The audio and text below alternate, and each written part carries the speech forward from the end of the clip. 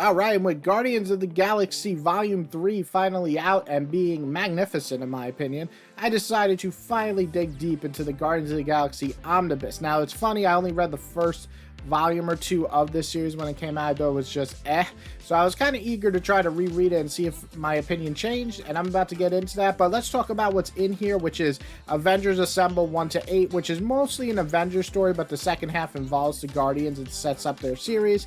Then you have Guardians of the Galaxy 0.1, which is the origin story of Starlord, and then issues 1-27 annual. You got the free comic book day 2014, and then tomorrow's Avengers all new X-Men 22-24, and Guardians of Nowhere, which is kind of a mini series 1-4.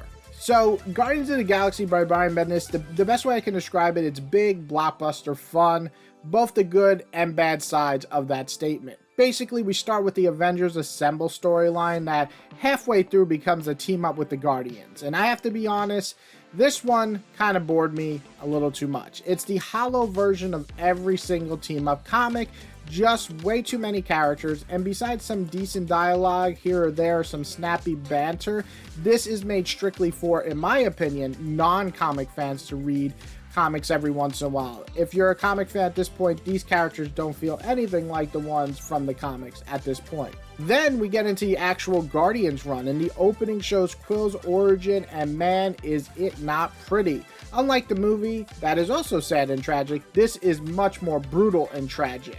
The idea is similar, what happens to Quill's mom, but in a much darker nature.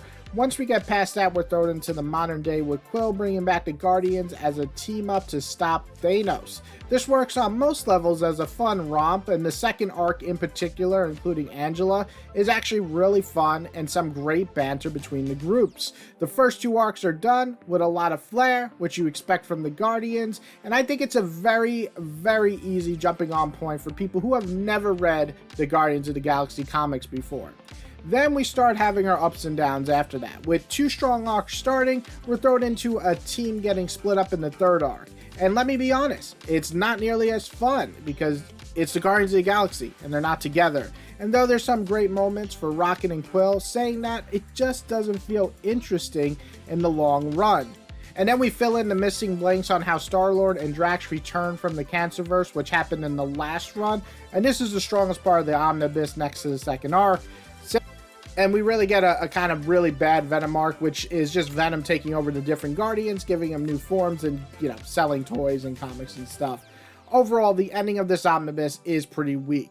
It ends with kind of a damper on the whole thing that's not nearly as fun, as exciting, not as much snappy dialogue that you kind of expected from the first few arcs.